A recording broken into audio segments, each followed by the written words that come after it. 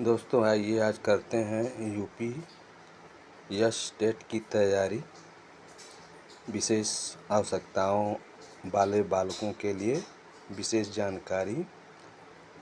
इस प्रकार से कुछ प्रश्न चुनिंदा मैंने तैयार कर रखी है, जिसके द्वारा हम अपनी तैयारी अच्छी प्रकार से कर सकते हैं। आरटीआई एक्ट 2009 के अनुसार प्राथमिक विद्यालयों में शिक्षकों के प्रति सप्ताह में कुल कितने घंटे की योजना बनाकर कार्य करना चाहिए। दोस्तों इसके 4 आंसर मैंने दिया है। ए 45 घंटे, बी 44 घंटे, सी 42 घंटे और डी 50 घंटे।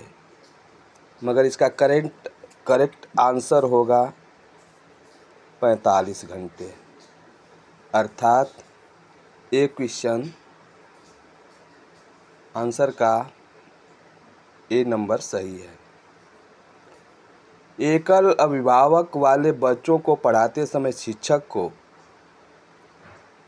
क्या करना चाहिए। तो इसके लिए दिया है स्थिर और एक रूप वातावरण उपलब्ध कराना चाहिए। दूसरा बी है इस तथ्य को अनदेखा कर देना चाहिए और ऐसे बच्चों को अन्य बच्चों के समान व्यवहार करना चाहिए। ऐसे बच्चों को कम गृह कार्य देना चाहिए। डी नंबर है इस प्रकार के बच्चों के साथ भिन्न प्रकार का व्यवहार करना चाहिए। तो इसका बी आंसर सही है, जिसमें दिया है इस तत्व के अनदेखा कर देना चाहिए और ऐसे बच्चे को अन्य बच्चों के समान व्यवहार करना चाहिए। अर्थात यह जानकारी प्राप्त कर लेना चाहिए हमें कि बच्चे एकल है तो भी उस पर कोई विशेष प्रभाव इस बात का नहीं देना चाहिए, न उसे टीका टिप्पणी करना चाहिए। अब प्रश्न नंबर 3 पर आते हैं। मातृभाषा की प्रमुख शिक्षण विधि है आगमन विधि, निगमन विधि, अनुकरण विधि, उपर्युक्त सभी। तो इसका सी आंसर सही है, अनुकरण विधि। अनुकरण विधि सी सही है। ऐसे बालक जो मौखिक रूप से सीखने में अक्षम होते हैं ग्रस्त हैं एलेक्सिया से, अग्रेफिया से, अफेजिया से, डिस्ग्राफिया से। तो इसका सी आंसर सही होगा और सी आंसर इसका करेक्ट है, अफेजिया से। वह बालक जो पढ़ने में अक्षमता का प्रदर्शन करते हैं वह बालक किस प्रकार से ग्रस्त हैं, किस प्रकार की अक्षमता से ग्रस्त हैं। नंबर 1 है डिसलेक्सिया, अपरेक्सिया, सी है अफेजिया, डी है डिस्पेक्सिया। तो ये सही है। डिसलेक्सिया का जो बालक होता है वो पढ़ने में असमर्थता व्यक्त करता है और कभी कभी रुक रुक करके पढ़ता है और उल्टा पढ़ता है, शब्दों को छोड़ देता है, ये सब गुण होते हैं। अब अगला प्रश्न है, एक शिक्षार्थी जो डॉट से ग्रस्त है, ठीक से लिख नहीं पाता, यानी एक विद्यार्थी है जो ठीक से लिख नहीं पाता है, वह किस रोग से ग्रस्त है, यह हमको प्राप्त करना है। तो लिखने में जो प्रॉब्लम होता है उसे हम डिस्ग्राफिया कहते हैं।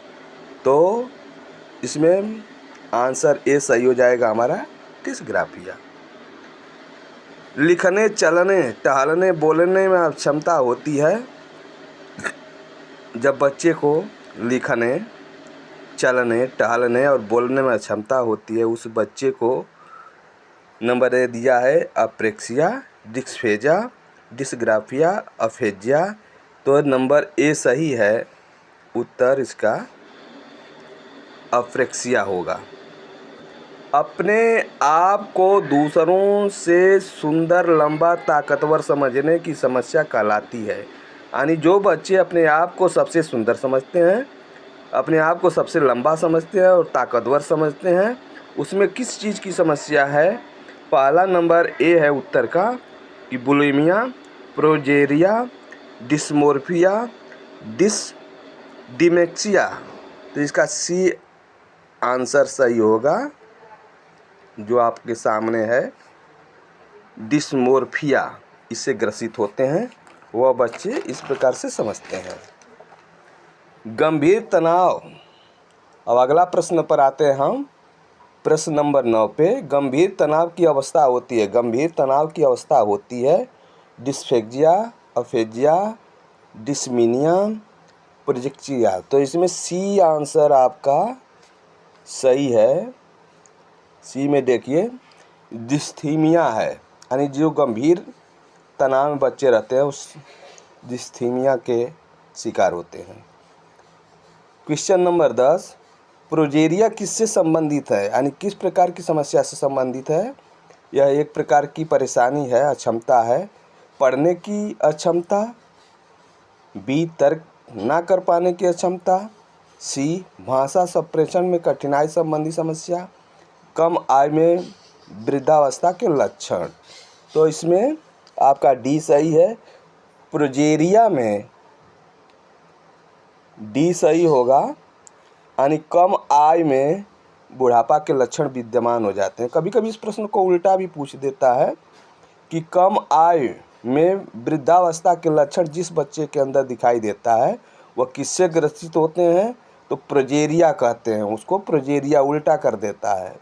और क्वेश्चन नंबर 11 पर हम चलते हैं। भोजन ग्रहण प्रवृत्ति संबंधी समस्या होती है, यानी खाते जाते हैं उनको पता ही नहीं होता है कि मुझको कितना खाना है, ऐसे बच्चों की जो समस्या होती है।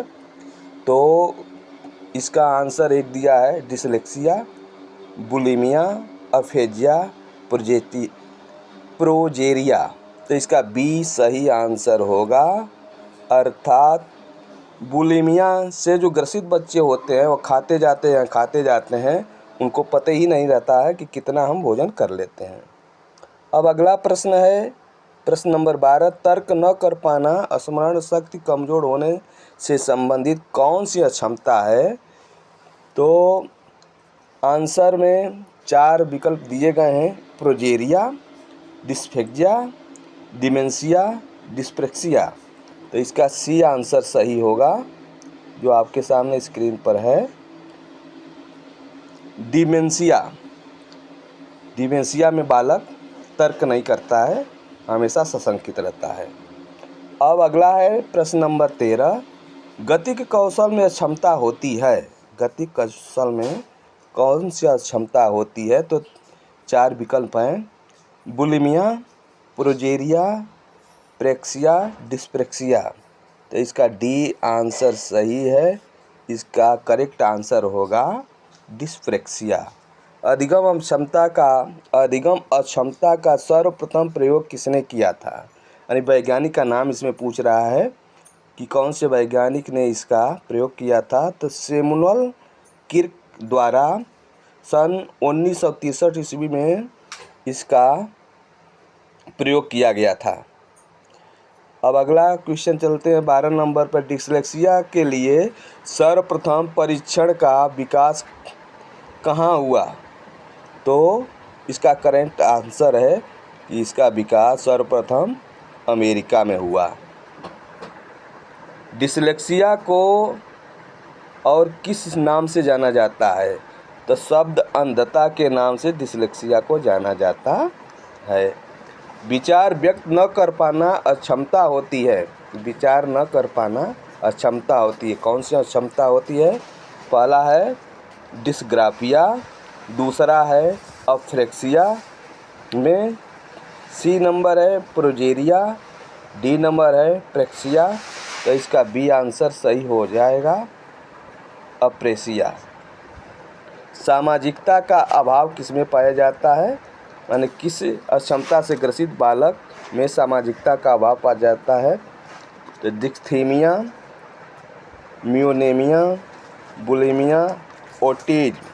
तो इसका डी आंसर सही है, ओटिज्म नाम का जो बालक होता है उसमें सामाजिकता का अभाव होता है। अब अगले प्रश्न पर हम चलते हैं। क्वेश्चन नंबर 19, झूठ बोलने या अतिशयोक्ति की आदत किसमें होती है। तो ओटिज्म, मिथोमेनिया, बुलिमिया, हिस्टीरिया। तो इसमें तीसरा आंसर है सही, मिथोमेनिया में होती है। इस रोग से जो ग्रसित बच्चा होता है वह हमेशा बात बात पर झूठ बोलता है और परेशान रहता है। अगर आपको मेरी वीडियो अच्छी लगी हो तो सब्सक्राइब करें, लाइक करें और शेयर करें। जय हिंद।